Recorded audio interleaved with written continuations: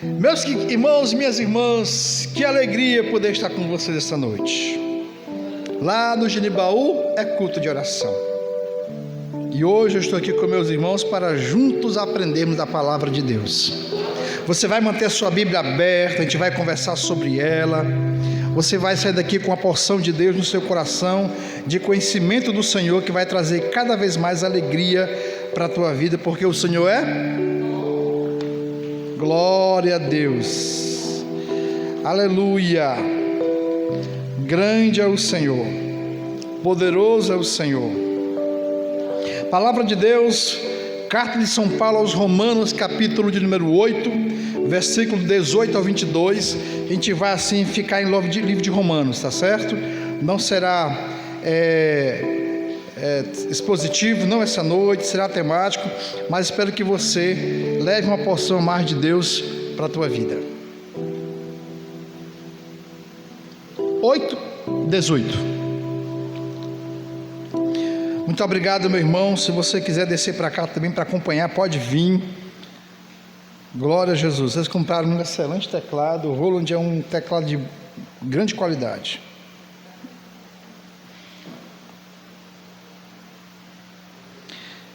Romanos 8:18, se você encontrou, diga: eu encontrei. Muito bem, todo mundo encontrou.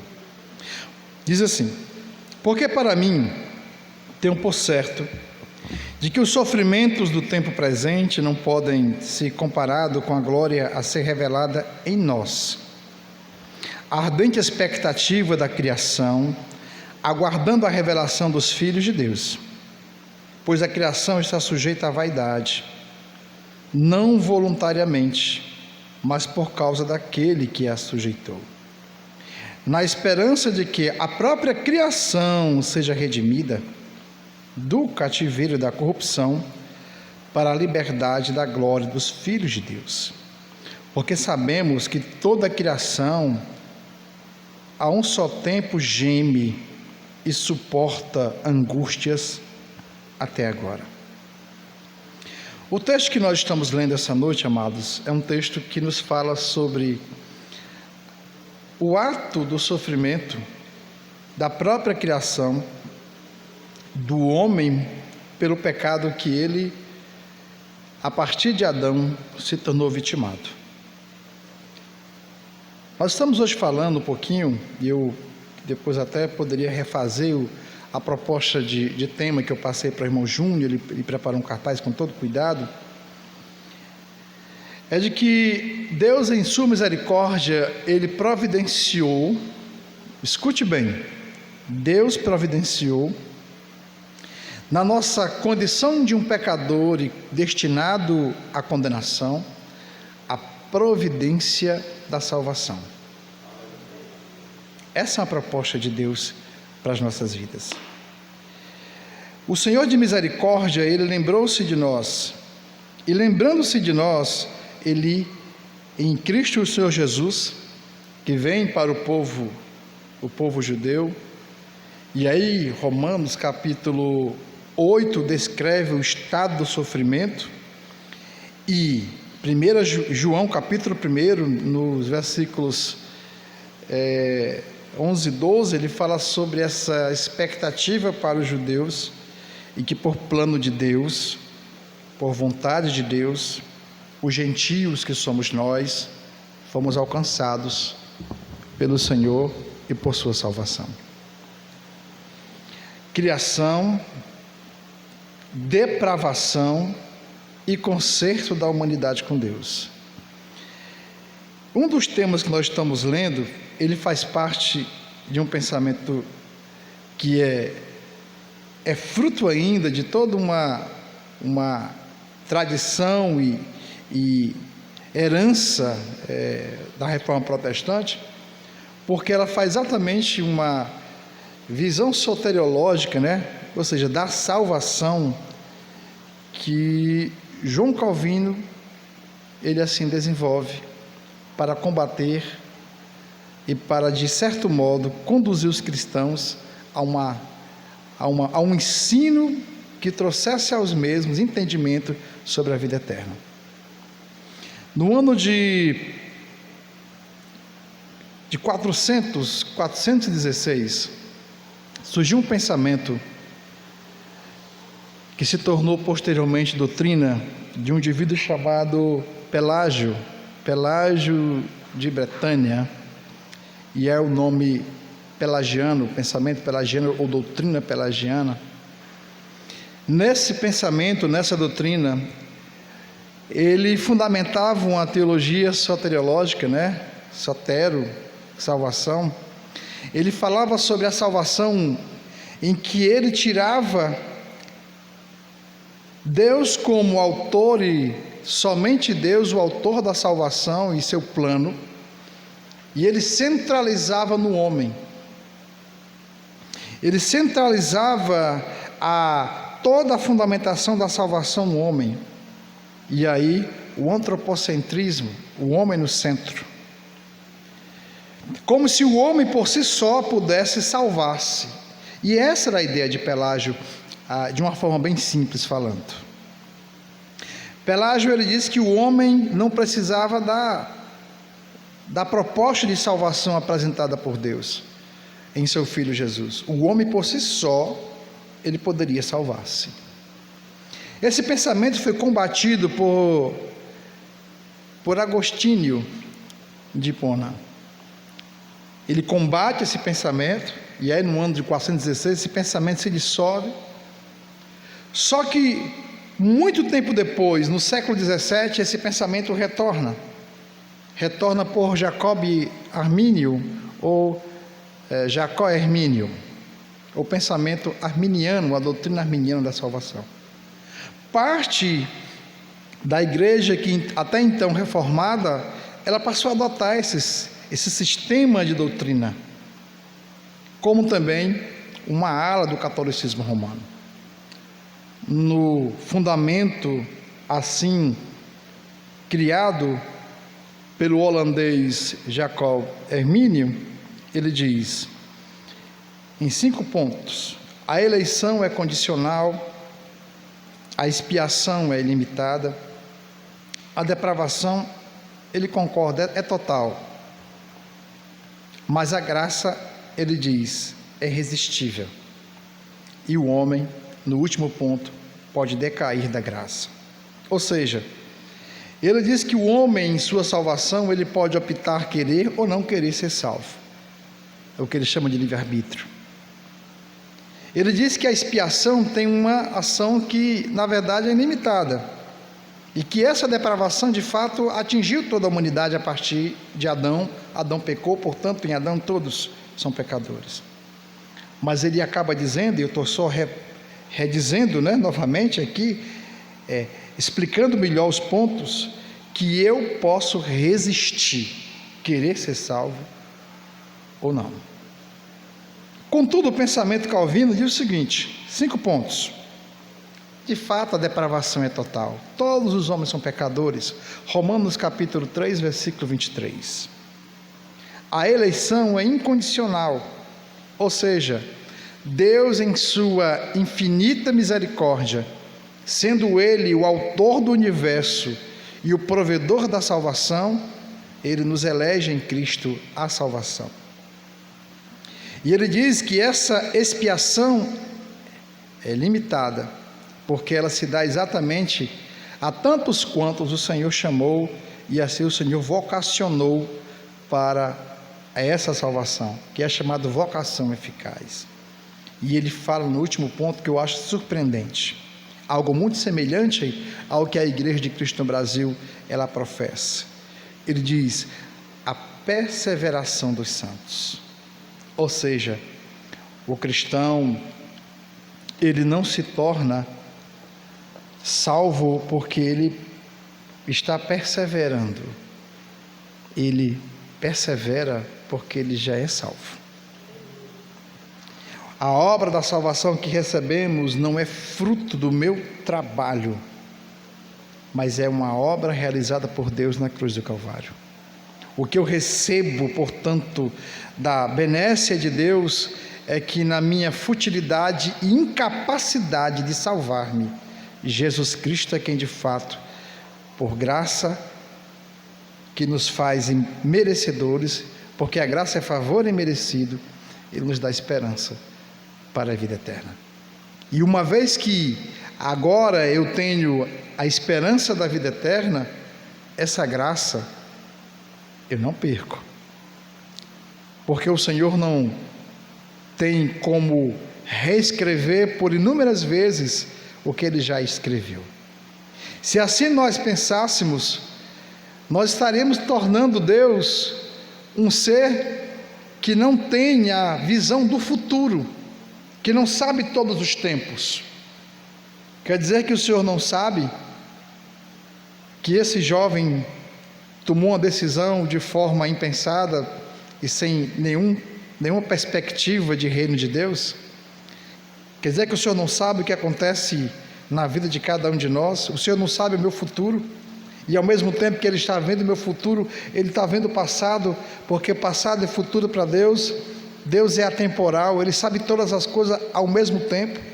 O Salmo 139 deixa bem claro que o Senhor Deus, Ele é onipresente, Ele está em todo o tempo, em todo lugar, Ele é onisciente, Ele tem toda a ciência, todo o conhecimento. Eu não sei se as pessoas estão brincando de entendimento com Deus, se tem realmente ideia do que isso representa, mas o Senhor sabe de todas as coisas. A criação, meu irmão, por Deus, essa criação ela se tornou fútil, e em sua futilidade ela se achou autossuficiente, e ela procura desapegar-se de Deus, tornando-se um homem no centro, antropocentrismo, o homem fazendo as suas vontades, o homem querendo sempre o seu querer. Interessante que o renascentismo ele dá uma boa contribuição inclusive para isso. O renascentismo ele se desenvolve a partir do século XIV e vai até o século XVI. Ele trouxe oportunidade para a ciência, a indústria, porque até então a igreja daquele tempo era a igreja que com mão de ferro ela trazia um sobrepeso sobre tudo. Nada deveria ser feito sem que a igreja colocasse a mão e dissesse deve ou não deve. Era censura. Até o indivíduo de condições que fosse pintar uma imagem sua, um quadro, ele deveria pintar o seu quadro, mas ele colocar nessa imagem aspectos de um ser angelical, porque tudo tinha que terminar dentro do ambiente eclesiológico, dentro do ambiente da igreja. Com o renascentismo, isso se quebra um pouco, mas ao mesmo tempo que se quebra e deveria trazer o homem a oportunidade de pensar à luz da palavra de Deus, ele acaba distorcendo a verdade, ele acaba, portanto, não compreendendo toda a benécia que lhe foi dada, e aí é um tempo em que a modernidade ela surge, seja pelo aspecto filosófico ou cultural. Agora o homem ele se acha desnecessário a presença e a condução de Deus em sua vida. Olha o que diz esse texto sagrado em Romanos 1:20. Essa visão é uma versão católica, versão católica. Desde a criação do mundo, as perfeições invisíveis de Deus, o seu sempiterno poder e divindade, se tornam visíveis à inteligência por suas obras, de modo que não se podem excusar-se. Toda a criação de Deus, todo o projeto pertence do plano de Deus. Contudo, o homem, em seu aspecto, ele se distancia de Deus. Ele cria para si, portanto, ele formou para si, portanto, suas próprias ideias, e por ela surge. Abra sua Bíblia em Isaías no capítulo 1. Veja o que diz o profeta Isaías no capítulo 1, dos versos 2 e 3.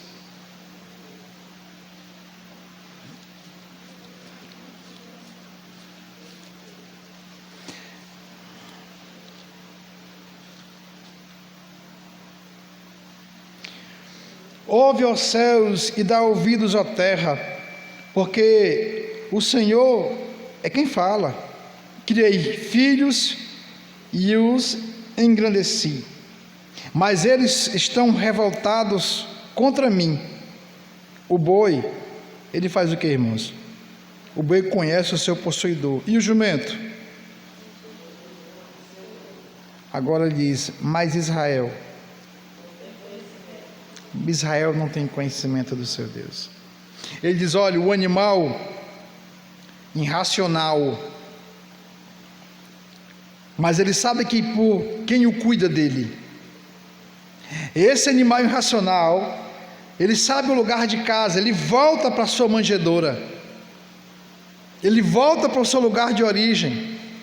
O homem, portanto, desconhece quem é Deus, num estado de negação, de tornar Deus tão real. De repente, na intenção do homem, Deus se torna agora distante.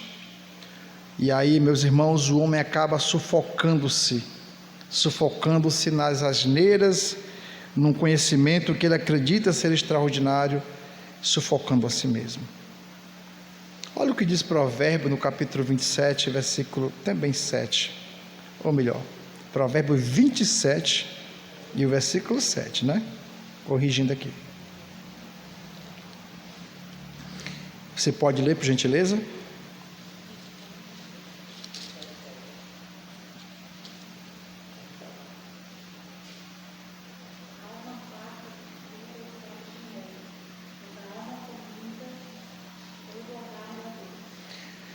A alma, alguém com o estômago vazio, tudo é bom. Eu quero conhecimento de Deus. Mas na hora que ele se acha que conhece alguma coisa, ele faz o quê? Eu fico muito feliz que cada vez mais a nossa igreja está tendo jovens que estão tendo formação universitária. Fico muito feliz. Eu fico muito feliz que esses jovens estão crescendo em conhecimento. Agora, bote no seu coração uma coisa: tudo que você tem é do Senhor. Tudo que você tem é do Senhor. Não caia no conto mentiroso que as pessoas acabam sendo envolvidas e aí Deus já não é mais tão interessante, a igreja já não é mais tão interessante, os irmãos ali, aqueles irmãos mais simples, parece que quando falam coisas que não têm tanta importância, porque agora eu escuto o professor tal, a professora tal, que é doutora nisso, que é doutor naquilo, e agora essa igrejinha do bairro já não me importa mais. Eu quero agora procurar os grandes centros, eu quero estar sempre crescendo mais. A primeira coisa que eu tenho que aprender, irmãos, é que conhecimento não é sabedoria. Eu posso decorar muita coisa, isso chama-se conhecimento. Conhecimento é bom, você deve ter conhecimento, mas a sabedoria, ela pode estar inclusive no homem da roça, que nunca sentou no banco de uma escola primária, e as suas palavras podem trazer um norte a situações dificílimas e dar conselhos ricos àqueles que se param para ouvir. Não, mas fulano de tal, ele tem muita sabedoria, porque ele já leu diversos livros, aí ele aprendeu as coisas que os outros, nós estamos aprendendo coisas que os outros estão escrevendo. Nós estamos repetindo informação, somos um gravador. E aí eu digo para você uma coisa: seja sensato, porque aquele quanto mais cresce em conhecimento, que aprende, desenvolve a sua intelectualidade, ele deve ter consciência de estar acessível, o que ele diz, tanto ao que é grande, humanamente falando, de conhecimento, mas que também tem que ser acessível ao que é simples, ao que é indouto, ao que não teve a mesma oportunidade de ir para um centro acadêmico.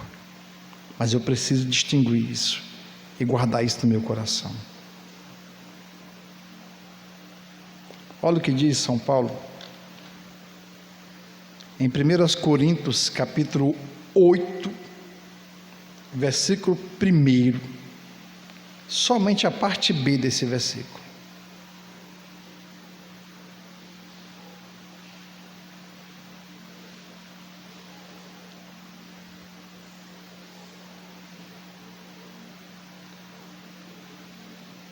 Como é que está escrito aí?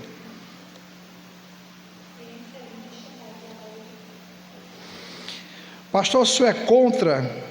Não, irmãos, não sou. Tanto é que eu me formei em teologia.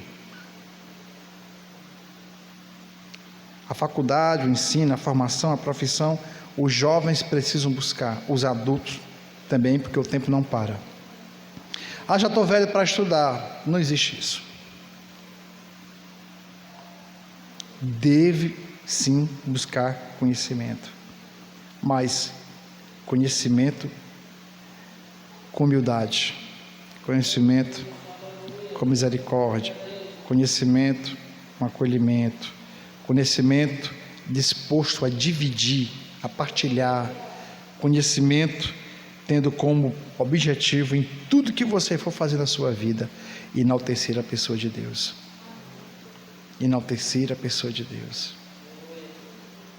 No curso que eu fiz, nunca alguém falou isso, mas a gente ouvia as histórias aí de outros colegas que faziam cursos bem maiores e bem melhores, e dizia assim: ah, fulano de tal estava estudando lá no curso de teologia tal, e como é um curso muito bom na cidade, o desejo dele é, ao sair do curso, ir para uma igreja rica e grande, para mantê-lo bem,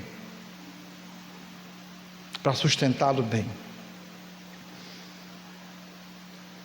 Isso aconteceu com muita gente.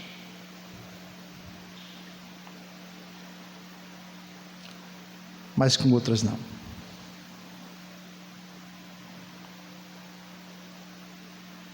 E nós precisamos depender de Deus. A nossa dependência está inteiramente no Senhor.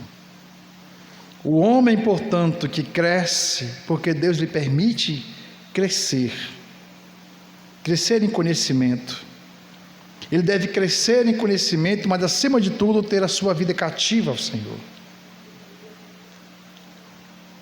A depravação que surge na sociedade se dá exatamente porque o homem que sufocou-se em si mesmo, ele não se dá conta de achando que poderia ser mais do que Deus,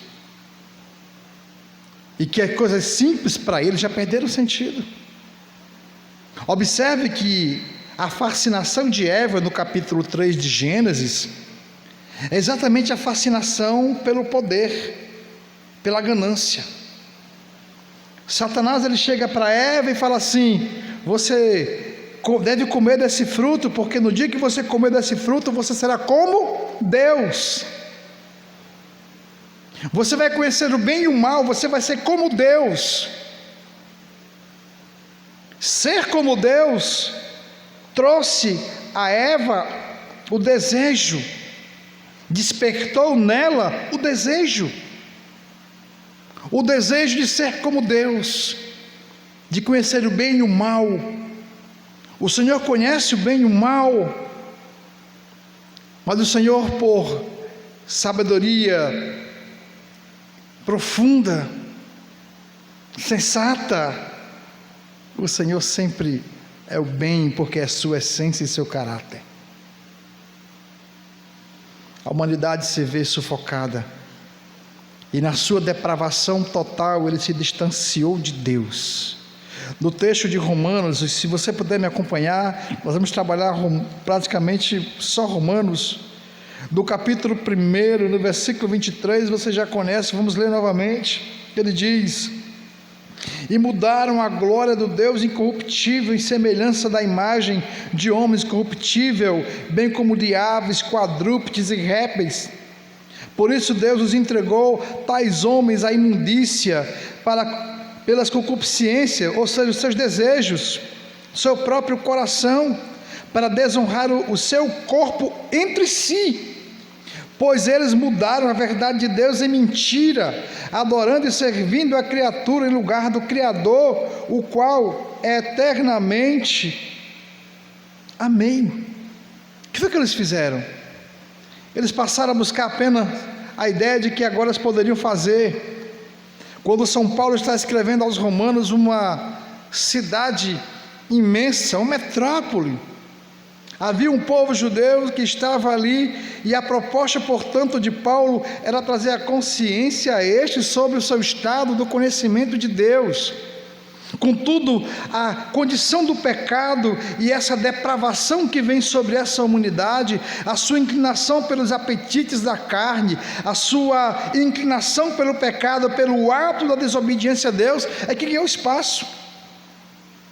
Vivemos numa era do imediatismo.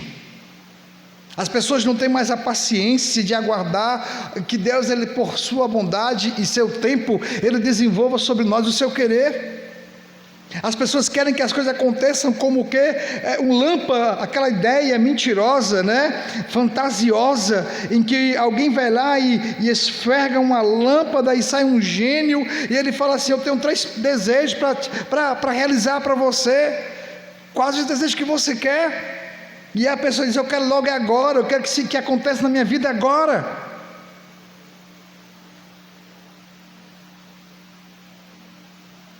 E aí você percebe que não é o seu tempo que prevalece, que não é as suas vontades que prevalecem, e que o tempo de Deus é que realmente prevalece. E por conta do desespero do homem numa mentalidade carnal, e um tempo tão difícil, não somente naquela época, os nossos dias são terríveis. Nesse imediatismo mentiroso, pregado pelo inimigo, pregado por Satanás, o homem acaba, portanto, desviando-se do Senhor, não aceitando tão profundo amor, porque simplesmente ele acredita que Deus é o gênio que vai prover todas as suas necessidades. Essa condição moral que veio sobre o homem, esse declínio espiritual que veio sobre o homem, que o torna agora escravo do pecado, cativo da mentira, destinado ao inferno, sem esperança alguma, ele busca as suas próprias vontades. O homem, portanto, passou a adorar os ídolos, a criação que na verdade por Deus para dar sustento ao homem, passou por ele ser adorada. As pessoas adoram pedras, cristais, estátuas, monumentos, lugares, terra. As pessoas adoram as coisas numa ideia de panteísmo, de adorar a todas as coisas, a ter crença a todas as coisas. Eles se dedicam à depravação e à reprovação espiritual. A condição moral desses homens é a inclinação para o pecado. No capítulo 1, versículo 24, que diz: por isso Deus os entregou a tais homens à imundícia, pelas concupiscências de seu próprio coração, para desonrarem o seu corpo entre si.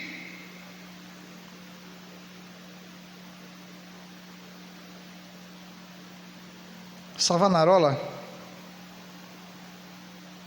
quando trouxe sua mensagem de pregação,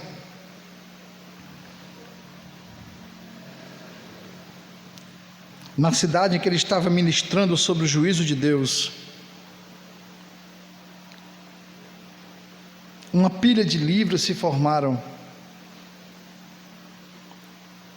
que tratavam da indecência, que tratavam da pornografia, de coisas inúteis à fé. E esses livros foram queimados em praças públicas, porque o avivamento que acontece ali, não é um avivamento em que as pessoas estão apenas enaltecendo e cantando a Deus. Não acontece num ambiente apenas do movimento, se é que teve. Eu estou aqui apenas conjecturando uma ideia. A história não fala sobre isso, mas de um senso de moralidade de santidade. Ao longo da história, quando ela fala de avivamento, se você observar no capítulo 33 de Êxodo, Moisés ele vai para o Monte Sinai receber as placas, a lei de Deus. Pela demora que acontece, algumas pessoas motivam, portanto, Arão, e ele, dirigido pelo povo, o sacerdote não pode ser dirigido pelas vontades do povo, ele tem que ser dirigido pela vontade de Deus. Eles fazem para si um objeto de adoração. Moisés, quando desce do monte, ele encontra o povo adorando o objeto feito por mãos dos homens, um objeto para ser adorado, um ídolo para ser adorado. E Moisés ele faz com aquele povo, retorne novamente, ande conforme a vontade de Deus. Ele prega aquele povo sobre a necessidade de repudiar a idolatria, de rejeitar, portanto, o pecado e de voltar-se para o Senhor. É o que acontece com Esdras, com Neemias. O que acontece com Joel quando confronta o povo e diz: não rasgue as suas vestes, rasgue o seu coração.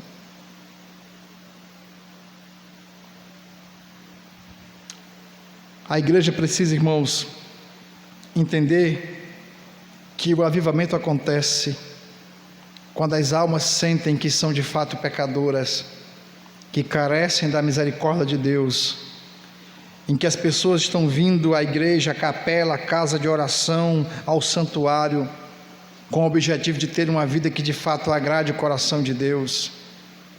Vivemos em meio a uma geração que oculta os seus pecados, que engana os seus líderes, que fazem aquilo que querem, porque acreditam que a satisfação, o seu apetite carnal deve ser suprido. Mas aos olhos do Senhor, ninguém passa desapercebido. O Senhor sonda a mente e o coração, o oculto, o escondido, e a Bíblia diz que a seu tempo tudo será revelado. Essa humanidade que aqui está apresentada por São Paulo, é uma humanidade que, pelo menos escrachada, é a humanidade que passa na rua em ambientes festivos com o seu corpo exposto, que come animais ao sexo em público, que pela felicidade temporária eles tomam drogas, eles se drogam, eles bebem, eles se prostituem. Essa depravação moral que atinge a humanidade, ela se distancia de Deus porque ele quer fazer a sua própria vontade.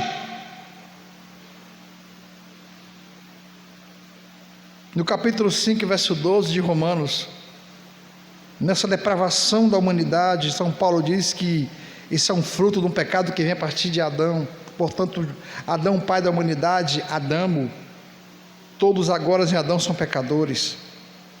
E no capítulo 6, versículo 23 também de Romanos, São Paulo continua dizendo que pela própria condição do pecado em que o homem se submete, o salário dele vai ser o quê? A morte. Mas o dom gratuito por Deus é a vida eterna dada em Jesus Cristo nosso Senhor. Há esperança em Deus, há esperança no Evangelho, há esperança na pessoa do seu Filho Jesus Cristo. A proposta, portanto, do Evangelho de Jesus é dar vida abundante à humanidade.